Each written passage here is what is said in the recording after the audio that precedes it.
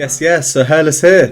Today we have our third YAMANDU COSTA reaction. This is Carinho. I am just completely in awe of his guitar playing. I've only seen him play twice before. I've done 2 reactions, and in my first reaction I commented on his nails. And so some of you guided me towards a video where he explains how he makes his nails with that gel. I found that very interesting. He just seems like a humble, cool dude with an insane gift for guitar and for music. That first reaction was Samba Pro Rafa, and our second and previous reaction was Choro Loco, which as per its name was quite crazy. My brain I think needed a couple of days to recover from that one. So this one, Carinho, was recommended to me a few times, maybe as a sort of counter to that. Carinho, according to Google Translate, means kindness. Someone else commented that it meant caress. It translates to something, you know, softer, sweeter. So I'm excited to discover this music of his. Third time ever hearing YAMANDU play. Let's get straight into it.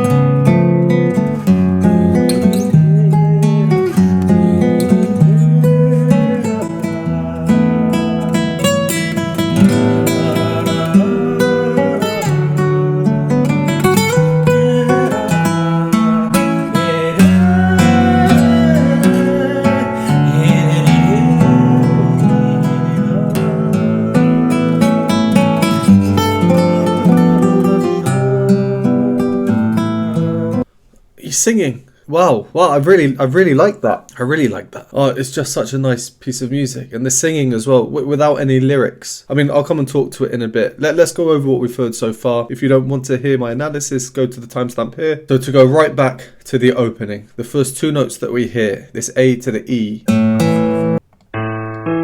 1 to 5. This is telling us that we're in the key of A, that first note that we heard. But the fact that we then move straight to E like that immediately pulls us away and takes us away from what we're being told is the home. His index finger here is playing this E, and it's not moving, it's holding it down, and he keeps playing that string.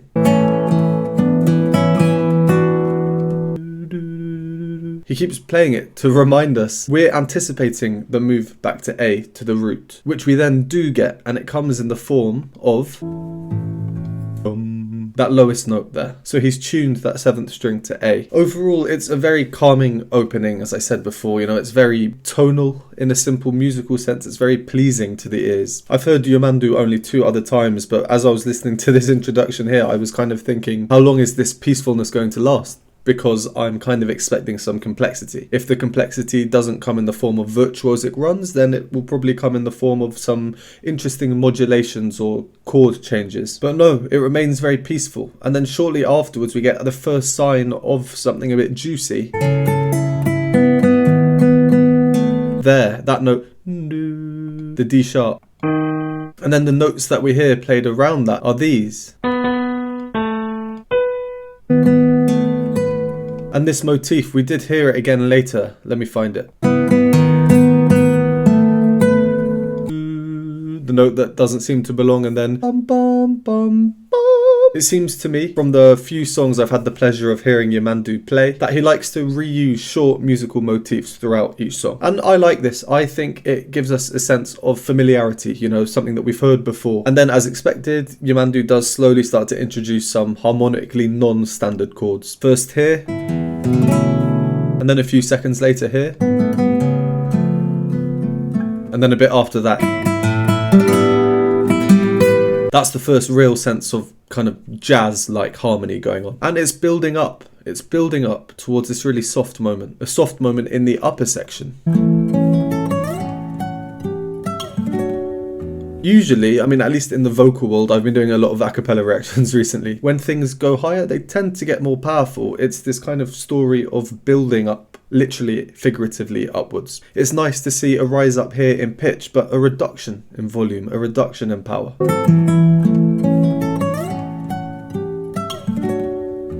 And we get the singing. We get Yamandu singing. That's the first time I've heard him sing.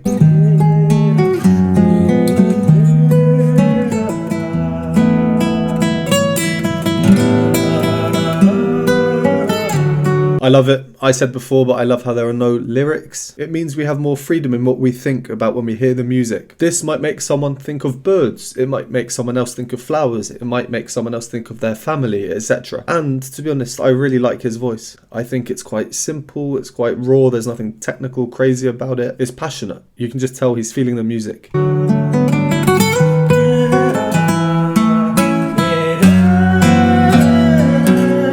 What a nice surprise. Alright, let's carry on from where we left off to the end.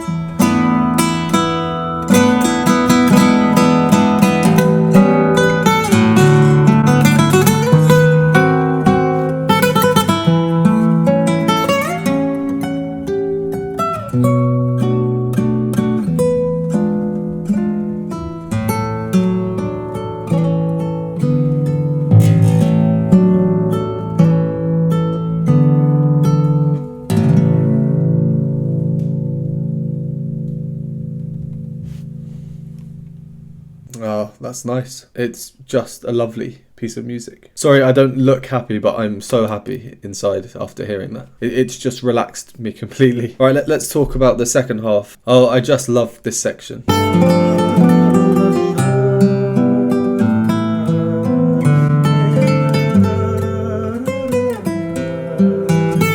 Firstly, there's one beat alone in particular, one kind of note if you think of it like that, where he plays two notes that clash. Just two notes for 1 second, less than a second, but to me they're powerful. They are tension that is then resolved, and those two notes are these two notes. And we hear them here. I'll try and pause right after we hear them. There. They are resolved by the overall chord structure which follows, which is outlined by the bass notes that Yamandu plays here, which are these.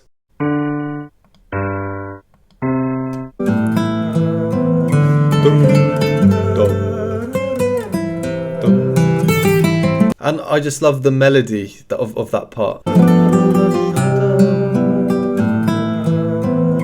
Especially that ending phrase, the last three notes.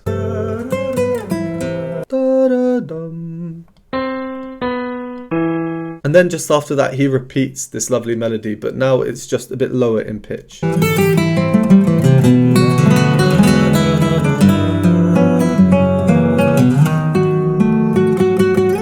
And that's because we've had a modulation or like a key change. And notice how this time round he uses almost exclusively non-standard chords. Chords that are juicy, chords that I would say are filthy, but good filth.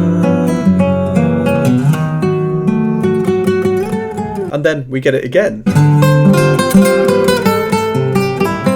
For that first half of the melody, but it's much more predominant in the guitar now. We can hardly hear him singing. It's also been slightly altered. The notes have been slightly changed around a bit. And then we get these luscious chords.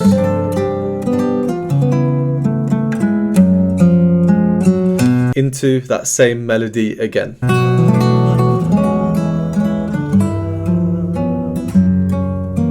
Okay, so I'm seeing that he's just repeating this melody of his. The idea I spoke about at the beginning, that I get a sense that he likes to take musical motifs and reuse them throughout the song. And this melody I love, and each time he repeats it, it's at a different pitch, either higher or lower than before. And it will also be different because it's on top of different chords, on top of different harmonic structures. And another feature that was very prominent in his previous 2 performances was chromaticism. So chromatic meaning when notes just move to the next note without skipping any, like. And here we get it again. Very short, very subtle, but nice. So we move forward a bit, and at this point I found myself almost like in a trance. I felt at complete peace.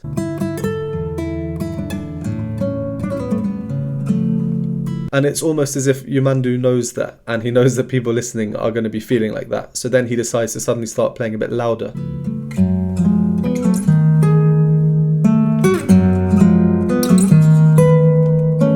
It's a bit more aggressive, there's more emphasis on the bass notes, and now the music is jumping to the extremes more than we've had before. Low, high, low, high. It's to wake us up again, which leads into this bit. We have a nice quick run, which we haven't really seen much of, made up of repeated notes.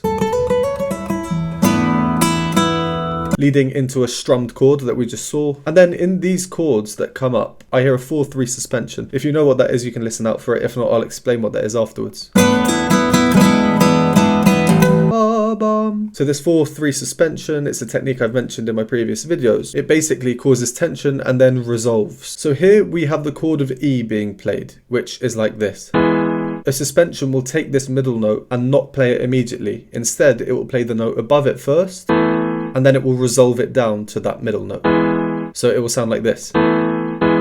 It's called 4-3 because if E is 1, then it just moves from number 4 to number 3. And then because of the type of E chord that's being played, this should lead naturally to the chord of A. But instead of moving to that chord we're expecting to hear, we instead hear this.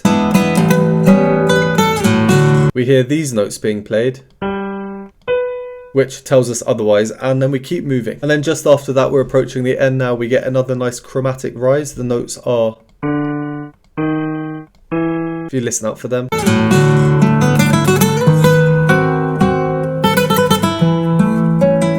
And then just after that, to finish, we have the opposite, a chromatic fall, and these notes are.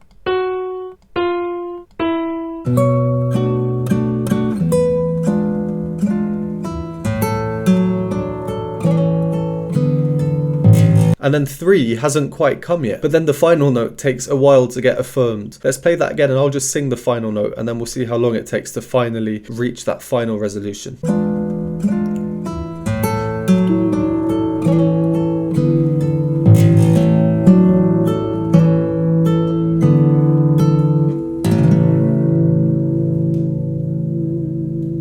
Yeah, I said it before, I'll say it again. What a lovely bit of music. So soothing, so relaxing, but Yamandu implements all these little bits of unexpectedness, whether that be extra notes or leading to a note that then doesn't arrive, or if it does arrive, it comes late. All these little things just to kind of keep us going, because I could have just fallen back and probably gone to sleep. I just thought it was so nice. Thank you to everyone who suggested that one. I really liked that. As always, thank you very much for watching. Please let me know which other songs by Yamandu you'd like me to react to. If you enjoy my content and want to support me and join the community, you can do so by joining the Patreon or YouTube memberships linked in the description below. And I will see you next time.